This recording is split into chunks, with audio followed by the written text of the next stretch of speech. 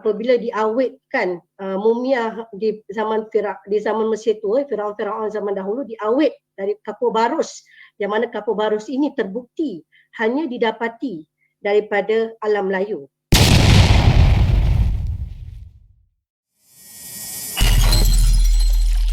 Teruskan agenda kita tanpa melengahkan masa bersama panelis kita yang kedua, iaitu Bonda Tun Suzana. Saya akan terus bertanyakan soalan sebab kita mengejar masa juga.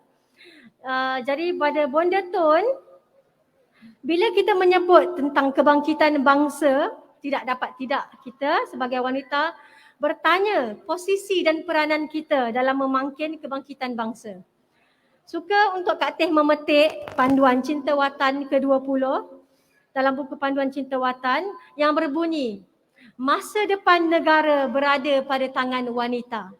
Ini yang disebut oleh Tuan Guru Walid Ibrahim Al-Malik dalam panduan Cinta Watan, panduan ke-20. Masa depan negara berada pada tangan wanita, dan disebut juga apabila wanita baik, maka baiklah keluarga dan anak-anak. Maka dengan sendiri baiklah bangsa dan masyarakat. Dari bangsa dan masyarakat yang baik, maka wujudlah rakyat yang baik dari pelbagai kaum. Lalu dengannya berdirilah negara yang baik dan hebat di persada dunia. Jadi soalan Kak Teh, soalan saya kepada Bonda, kalau dapat Bonda Tun kongsikan kepada kita, bagaimana yang dikatakan peribadi wanita yang baik ini? Dan bagaimana bentuk jati diri yang perlu ada kepada kita para wanita ini supaya dapat mencapai aspirasi seperti yang disebut dalam panduan 20 tadi, iaitu wanita yang baik yang dari tangan-tangannya mampu menghasilkan keluarga yang baik, masyarakat, seterusnya negara yang baik.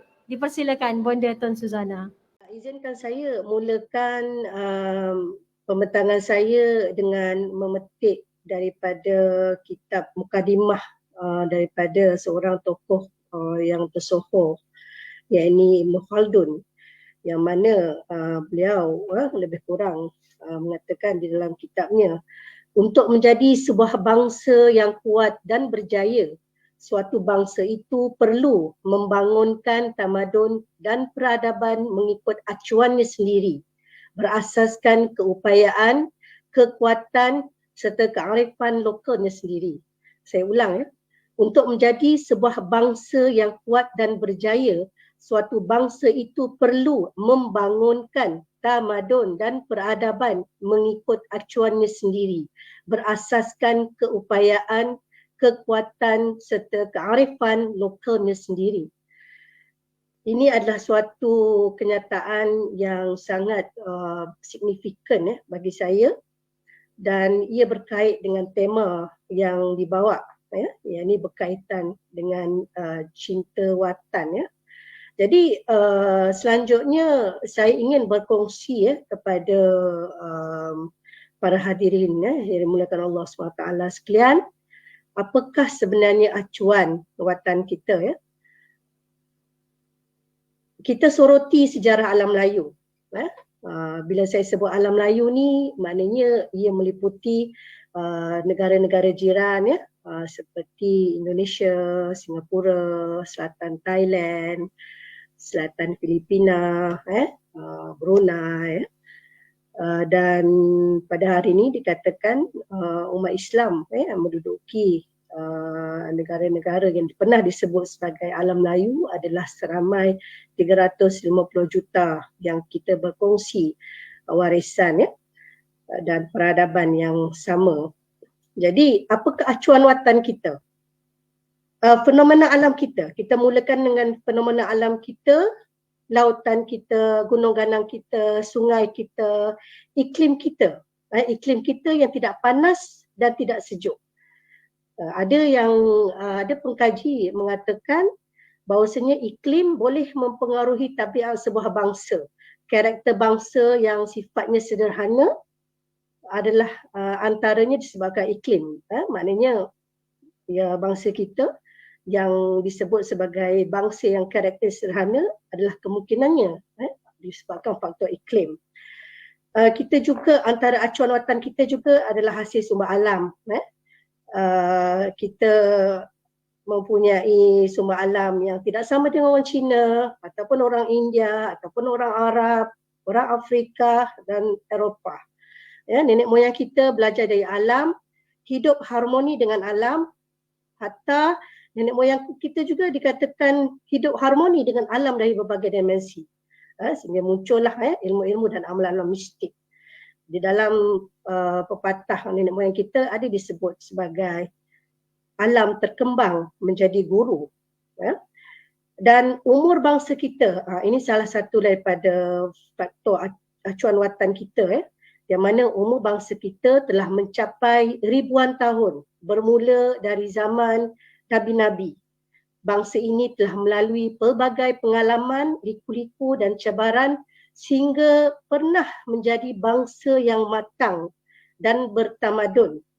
Saya mengatakan bangsa yang matang dan bertamadun. Kenapa saya kata pernah? Sebab kita telah dibantutkan kematangan itu dengan satu era lah yang saya sebut. Bermulanya era campur tangan British, sehingga kan ada yang mengatakan bangsa kita ni sekarang sudah tak matang. Nenek moyang kita pernah mencapai apa orang kata karakter sebagai bangsa yang matang dan bertamadun, manakala disebabkan perkara yang berlaku dan natijah daripada zaman campur tangan British telah menatijahkan perkara-perkara yang negatif lah. Kemudian acuan watan kita lagi daripada tamadun purba, pelayaran, perkapalan, pelumbungan emas di Gunung Ledang atau kalau dulu disebut Mount Ophir, peloboran bijih besi di Sungai Batu, yang ini di Kedah, astronomi, perubatan tradisional, seni bena, seni bela diri, bahasa, semua menunjukkan daripada kajian adalah bermula daripada tamadun Melayu purba. Kemudian agama kita. Agama kita, ya, kita tahu nenek moyang kita dahulu pernah menganuti mungkin animisme ataupun Buddhisme atau Hinduisme, tetapi tidak boleh disangkal ada juzuk-juzuk bangsa kita yang menganuti agama Hanif, yakni agama daripada ajaran Nabi Ibrahim sebelum datangnya Islam, yang dibawa oleh alim ulama selepas zaman Rasulullah sallallahu alaihi wasallam. Ya, saya ingin menegaskan di sini semenjak 800 tahun dahulu acuan watan kita adalah dibangunkan daripada peradaban yang intisarinya dipasakkan oleh alim ulama sufi dari Jazirah Arab, khususnya dari alam Hadramaut di Yaman. Nenek moyang kita telah menganut agama Islam di tangan mereka, berpasak faham Ahlussunnah wal Jamaah, melahirkan nilai jati diri dan adat budaya bangsa Melayu yang unik, namun tetap terlingkung dalam kebudayaan Islam sebagaimana kaum atau bangsa Islam lain yang menjelmakan nilai-nilai Islam dalam wajah atau kaum mereka seperti Turki, Afghanistan, Arab, India dan sebagainya. Manakala institusi kedaulatan bangsa kita, yakni institusi Raja Melayu juga umurnya lebih 800 tahun. Ya. Berkaitan dengan bahasa pula, kita berkembang daripada bahasa Melayu purba, Melayu klasik dan Melayu moden. Bermakna bahasa kita pun daripada zaman purba. Tulisan kita daripada aksara Rencong, aksara Palava dan Kawi, aksara Jawi dan aksara Rumi. Kemudian kita ada herba kita, masakan kita, perubatan kita, seni bena dan ramah-rumuan kita. Ya, semua perkara-perkara ini ilmunya dan data-data dan faktanya telah tersimpan kemas dalam khazanah perbendaharaan bangsa kita. Kesan-kesan tinggalan atau arkeologi pada batu-batu bersurat, prasasti, nisan-nisan, mata wang, berbagai medium, sehinggalah ke manuskrip-manuskrip yang beribu jumlahnya di seantero dunia, merujuk kepada acuan watan kita yang spesifik, yang unik, yang unggul, yang umurnya mencecah beribu tahun. Ya, itu perkara pertama yang saya ingin kongsikan. Itu yang disebut sebagai siapakah ataupun apakah acuan watan kita. Ya. Dan kemudian saya ingin Seterusnya saya ingin berkongsi pula berkaitan dengan sejarah kegemilangan watan kita. Setelah kita fahami apakah acuan watan kita dengan iklim kita, dengan sumber alam kita, dengan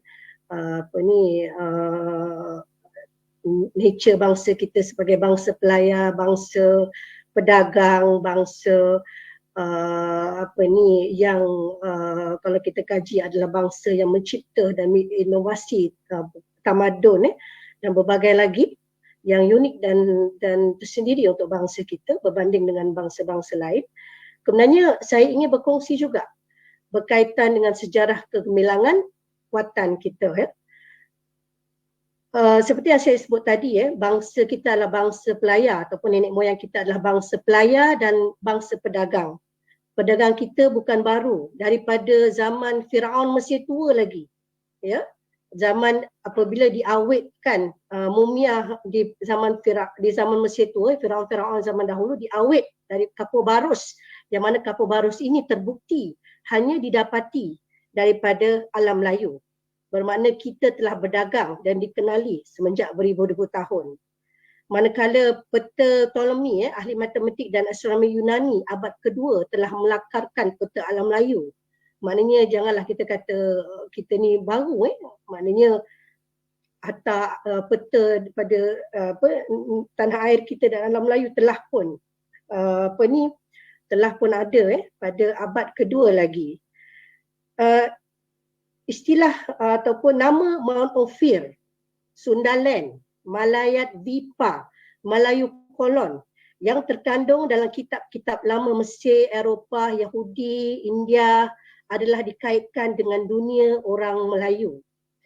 Manakala kalau kita nak sebut kembali kepada teknologi pelayaran dan berkapalan, mungkin ramai daripada kita pada hari ini telah pun maklum bahawasanya orang pertama yang mengelilingi dunia adalah Panglima Hitam ataupun dikenali sebagai Hendrik de Black, bukan Ferdinand Magellan, yang merupakan orang yang pertama mengelilingi dunia. Dan ini adalah suatu yang dirumuskan hatta oleh sarjana Barat, dan bukan sarjana kita sendiri tetapi diakui oleh sarjana Timur dan Barat. Dan nenek moyang kita meneruk ke lautan tanpa kompas, tanpa carta bertulis, hanya berbekalkan sixth sense ataupun disebut sebagai dira keenam. Pelayar-pelayar Melayu menggunakan petunjuk angin, bintang, warna air laut, rupa bentuk gelombang laut untuk mengetahui lokasi kapal mereka. Mereka boleh tahu kedudukan sebuah pulau walaupun jaraknya 30 batu dari pantai, hanya dengan melihat tabiat burung-burung tertentu, haiwan dan tumbuhan laut, dan juga rupa bentuk gelombang pada permukaan laut. Bermakna nenek moyang kita dahulu bukan sahaja pandai membuat kapal, tetapi juga mereka mempunyai disebut sebagai sixth sense dalam bidang pelayaran, sehingga kan seperti yang saya sebut tadi, yang pertama mengelilingi dunia adalah orang-orang kita, nenek moyang kita, orang-orang Melayu kita. Kemudiannya kita juga tahu tentang teknologi besi kita, pengeluaran, peleburan dan teknologi besi bertaraf dunia di Sungai Batu dan merbuk di Kedah yang dahulu disebut Kalahar, yang mana dikatakan salah satu daripada pedang Rasulullah SAW yang dikenali sebagai Kala'i dikatakan dibuat di Kedah. Dan kemudiannya saya bagi beberapa contoh lagi, contohnya hubungan kekeluargaan Kesultanan Melaka dengan Maharaja Cina, Siam, Jawa, hubungan Sultan Mansur Shah dengan Sultan Muhammad Fatih di Turki yang disebut sebagai Amir yang terpilih. Rasulullah SAW telah memfirasatkan baginda Sultan Muhammad Fatih sebagai Amir dan terpilih untuk meruntuhkan kota Konstantinopel. Baginda mempunyai hubungan dengan Sultan Melaka, Sultan Mansur Shah, dan perkara ini ada disebut dalam sumber-sumber di Turki. Dan kemudiannya emas sangat-sangat dikaitkan dengan alam Melayu, dengan Raja-Raja Melayu. Hatta dikatakan Nabi Sulaiman sendiri adalah seorang raja. Kita tahu Nabi Sulaiman adalah seorang raja. Dikatakan baginda sendiri telah mendapatkan emas berkualiti terbaik di dunia daripada alam Melayu. Bagaimana pula dengan bahasa? 54 suku, kaum dan bangsa di Pelabuhan Melaka bertutur bukan saja di Melaka itu bahasa yang dituturkan sebanyak 84 bahasa, tetapi bahasa Melayu pada masa itu menjadi bahasa lingua franca dalam perdagangan, bahasa yang dipertuturkan hatta di tempat-tempat lain, di Venice, di Cambayat, di tempat-tempat lain, di pelabuhan-pelabuhan besar di dunia. Bahasa Melayu menjadi bahasa lingua franca dalam perdagangan dan bahasa pengantar agama. Ya. Manakala perundangan kita, hukum kanun Melaka adalah hukum kanun yang ditulis, perlembagaan bertulis pertama di tanah Melayu. Umurnya 300 tahun lebih tua daripada Bill of Rights di England. Dan daripada hukum kanun Melaka inilah telah berkembang menjadi kanun negeri-negeri Melayu, menjadi law of the land, yang mana kanun itu masih tidak dimasukkan lagi sehingga ke hari ini. Dan bagaimana pula dengan alim ulama kita? Kita punya alim ulama dahulu juga antarabangsa. Contohnya Syekh Ahmad Zain Al-Fatani pernah menasihati Khalifah Uthmaniyah. Syekh Makti pernah menjadi hakim syar'i di Mekah. Syekh Daud Al-Fatani dan Syekh Ahmad antara ulama Qatanimu di Haramain. Syekh Yusuf Taj Al-Khalwati dan ramai ulama Melayu adalah mereka yang telah menjadi tawanan Belanda dibawa ke Cape Town, tetapi dengan kuasa Allah mereka telah dapat mewujudkan komuniti Islam di sana, mengislamkan orang-orang di sana, sehingga pada hari ini komuniti di Cape Town, khususnya di kawasan Bokak, telah mengenang Syekh Yusuf Taj Al-Khawati dan beberapa ulama daripada alam Melayu sebagai ulama-ulama yang telah mengislamkan nenek moyang mereka. Ya, dan sebenarnya berbagai-bagai lagi lah kegemilangan daripada watan kita yang perlu kita kenang, hayati dan hargai. Ya, kerana apa? Kerana di situlah terletak pada kekuatan watan kita, ya. Jadi mungkin ada di kalangan kita yang berfikir ialah kita ni bercakap tentang acuan watan kita, tentang kehebatan bangsa kita, tetapi pada hari ini tak nampak. Kita seolah-olah berangan-angan kosong dan bernostalgia. Jadi di situlah mungkin tugas saya lah untuk mengatakan mengapa kita perlu bukan saja mengenali acuan watan kita dan mengenali kegemilangan bangsa kita, tetapi juga adalah untuk kita mengenali apakah rahsia kekuatan bangsa kita, ya. Jadi sebagai seorang pengkaji yang telah mengkaji selama lebih 20 tahun dalam pelbagai elemen watan alam Melayu, contohnya dalam baka dan silsilahnya, khususnya raja-raja Melayu, kemudiannya ideologi dan kepercayaan orang Melayu, adat budaya, bahasa dan berbagai lagi lah yang disebutkan oleh pengurusi tadi, pengacara tadi. Saya telah menulis dan mengkaji dan menulis lebih 25 tajuk buku berkaitan dengan elemen-elemen watan lah. Jadi saya ingin kongsikan di sini bahawasanya rahsia kekuatan dan kegemilangan Melayu terletak pada dua faktor yang disebut sebagai saya susah nak cari istilah bahasa Melayu di sini, jadi saya berikan terus pada istilah istilah bahasa Inggeris, ya, iaitu nature and nurture. Kalau bahasa Melayu tu nature tu fitrah, tapi dalam konteks ini disebut sebagai genetik. Sebenarnya nurture tu diistilahkan sebagai kalau nature tu diistilahkan sebagai kedalaman yang dalam konsep pengkaji nature and nurture ni, mereka mengatakan nature ni khusus pada faktor biologi dan genetik, manakala nurture itulah faktor pendedahan kepada alam persekitaran, pengalaman dan faktor bimbingan ataupun training lah, pendidikan. Jadi nature and nurture. Dan saya sebenarnya telah membuat kajian serta membuat rumusan daripada pakar-pakar bidang berkaitan dengan konsep teori dan pengkajian faktor nature and nurture untuk membangunkan jati diri seseorang, dan saya telah membuat penulisan berkaitannya dalam buku saya Zuriat Raja-Raja Melayu dan Ahlul Bait Rasulullah SAW, terbitan Preston News KL. Saya petik daripada buku tersebut bahawa elemen-elemen nature and nurture adalah dua perkara penting yang bukan sahaja menyumbang kepada ciri-ciri fizikal seseorang itu, malahan turut mempengaruhi pembentukan personalitinya. Personaliti yang dimaksudkan di sini adalah kelakuan, pemikiran dan perasaan yang dibentuk pada tahap-tahap berbeza, bergantung kepada pendedahan jenis persekitaran dan baka yang diwarisi secara biologi.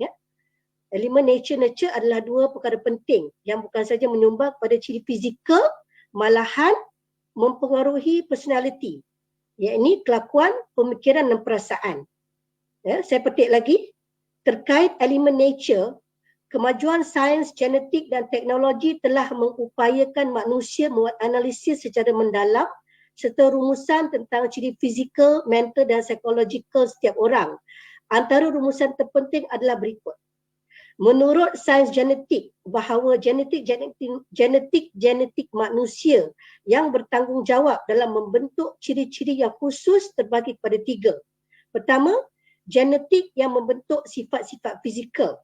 Macam contohnya rambut kita, warna mata, alis mata yang lentik ke, yang straight tu ke, yang lurus tu ke, bentuk muka, struktur otot, ketinggian dan sebagainya. Itu genetik yang membentuk sifat fizikal. Kemudiannya genetik yang mengakibatkan seorang itu cenderung pada setengah jenis penyakit. Kita tahu banyak penyakit itu adalah diwarisi biologi.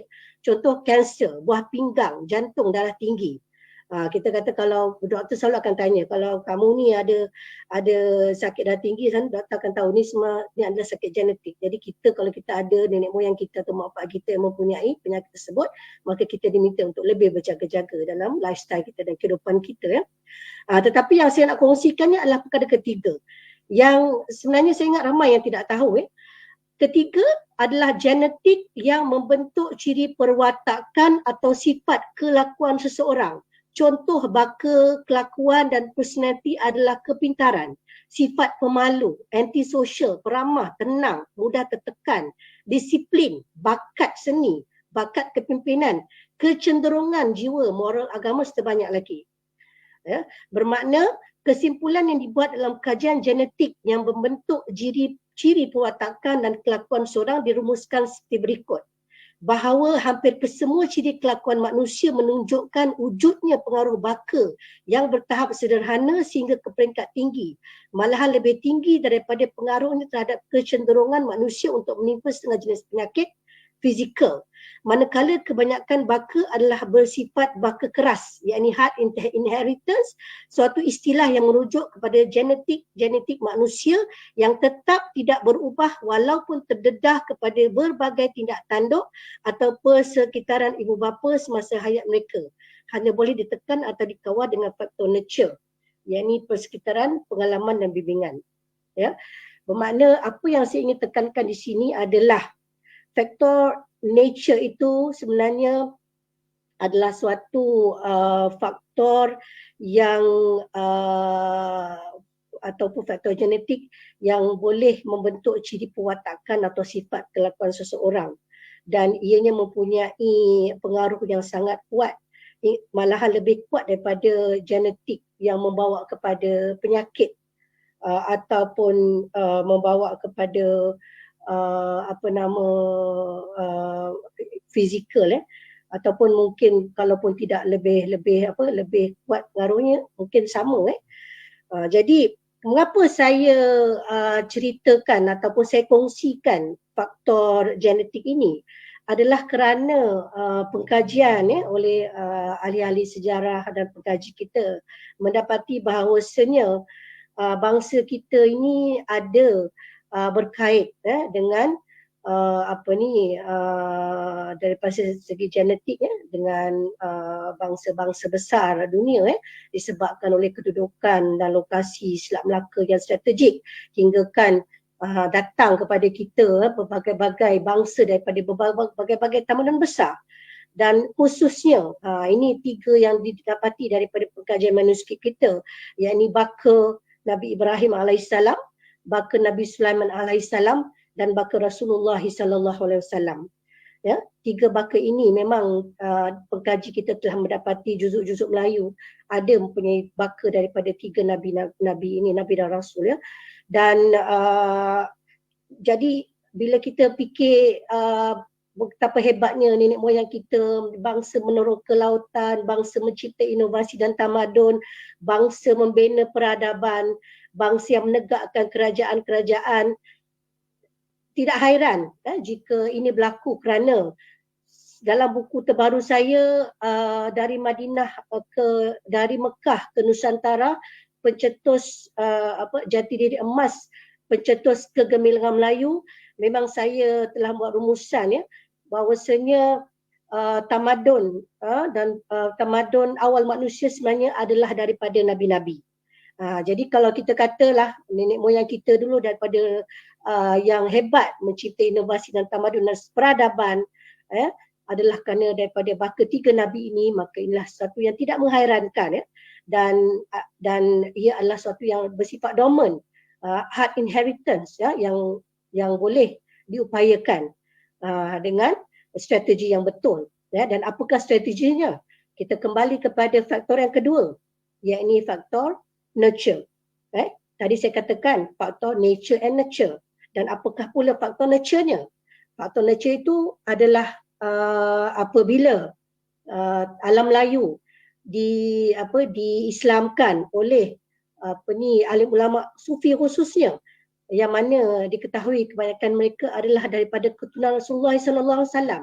Mereka datang mengislamkan, membangunkan peradaban, berkahwin dengan anak-anak raja dan anak-anak orang tempatan. Mereka sebahagian menjadi raja, sebahagian menjadi penasihat raja, sebahagian terus menjadi ulama, menjadi penasihat, menjadi ulama, membimbing kepada menegak dan membangunkan peradaban Islam di alam Melayu. Jadi daripada situlah terhasil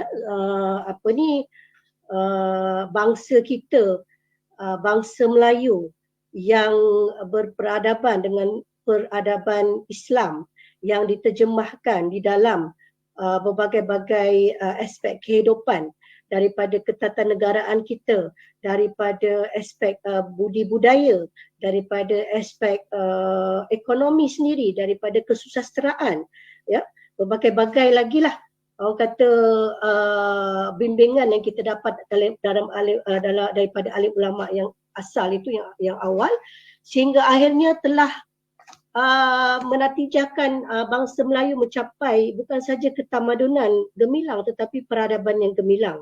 Sehingga kan ada seorang ulama pernah berkongsi dengan saya, bangsa Melayu ini adalah bangsa yang di dalam pandangan Allah. Kerana dia berkata demikian, kerana dia kata bukan saja kita daripada baka baik-baik, daripada baka Nabi Sulaiman, daripada baka Nabi Ibrahim, daripada baka Nabi Rasulullah sallallahu alaihi wasallam sendiri, tetapi kita juga telah ditarbiyah, we are nurtured dengan keislaman, ketauhidan yang bukan saja ketauhidan bersifat akliyah, tetapi ketauhidan yang bersifat ihsaniyah, yang mana kita bukan saja mengenal Allah pada tahap akal, tetapi juga membawa kita berupaya membawa kebersamaan dengan Allah itu, yakni kita telah dapat bersifat dengan sifat ubudiyah, dengan sifat kehambaan. Nenek moyang kita kalau kita tengoklah, kita tak pergi jauh, tengok kita punya peribahasa kita, banyak ada nilai-nilai ketauhidan dan persufian dan tasawuf di situ. Dan kita juga telah banyak membina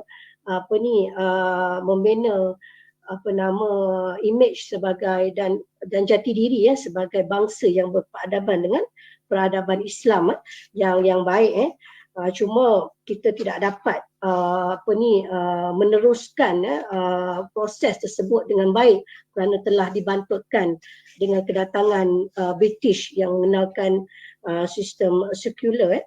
Jadi disebabkan saya tidak mempunyai banyak masa lagi, saya akan berkongsi beberapa ucapan terakhir saya. Jadi message daripada apa yang saya nak bawakan sini, iaitu jati diri emas pencetus kebangkitan cinta watan. Okey, hubul watan minal iman. Mencintai watan adalah sebahagian daripada iman. Allah Subhanahu Wa Taala berfirman, wahai manusia, sungguh kami telah menciptakan kamu dari seorang lelaki dan seorang perempuan. Kemudian kami jadikan kamu berbangsa-bangsa dan bersuku-suku supaya kamu saling kenal mengenal. Sungguh tidaklah dapat tertegak dan maju suatu bangsa itu melainkan di atas watannya, iaitu tanah airnya, bahasanya, nilai dan kepercayaannya, adat budaya dan kearifan watannya.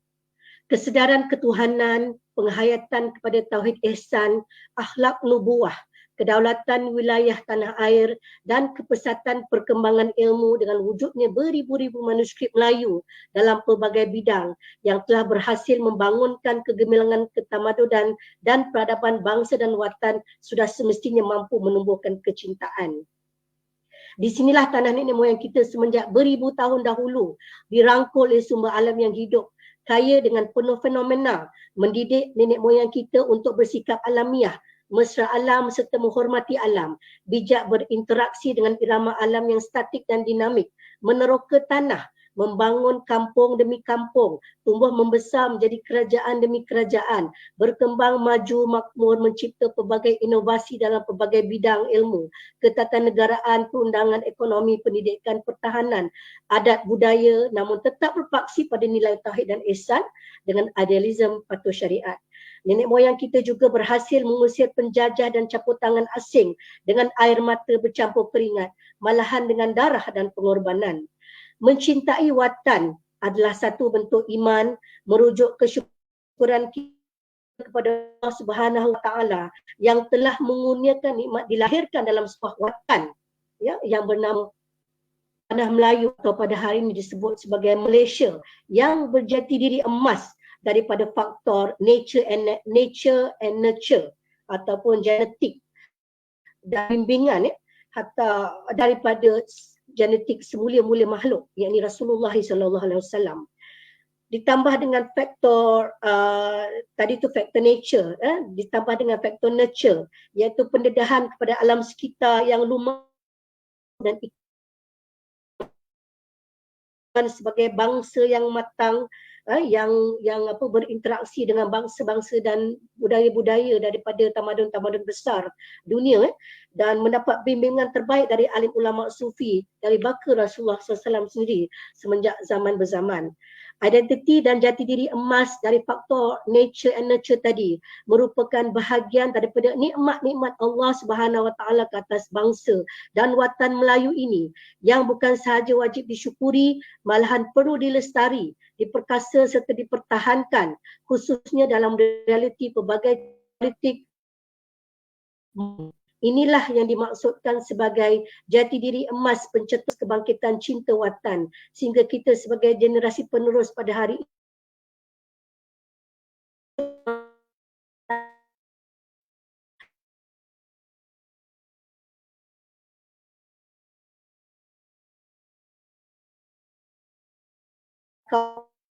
ini dan bangga. Moga Allah SWT memberkati. Sebelum saya sudahi ucapan saya ini, saya ingin mengajak semua di sini untuk mendapatkan buku Cinta Watan, mengembalikan maruah bangsa oleh guru yang dikatakan Walid Ibrahim Al-Malik, susunan Khalid bin Yahya, yang namanya di sini ada diceritakan tentang baka Melayu daripada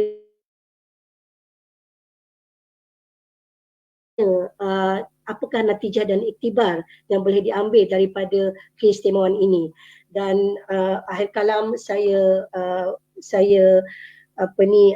ingin mengucapkan sekali lagi terima kasih di atas persetujuan menjemput saya pihak penganjur, dan juga segala kelemahan adalah daripada diri saya, manakala segala kelebihan dan ilmu-ilmu yang Allah kurniakan kepada saya kembalikan kesyukuran kepada Allah Subhanahu Wa Taala. Moga Allah Subhanahu Wa Taala memberkati majlis kita pada hari ini dan mendatangkan suatu natijah yang baik daripadanya. Itu sahaja daripada saya. Wabillahi taufiq wal hidayah. Assalamualaikum warahmatullahi taala wabarakatuh. Dan kepada Bonda Tun Suzana atas penyampaian yang cukup lengkap, cukup padat dan cukup menginspirasikan.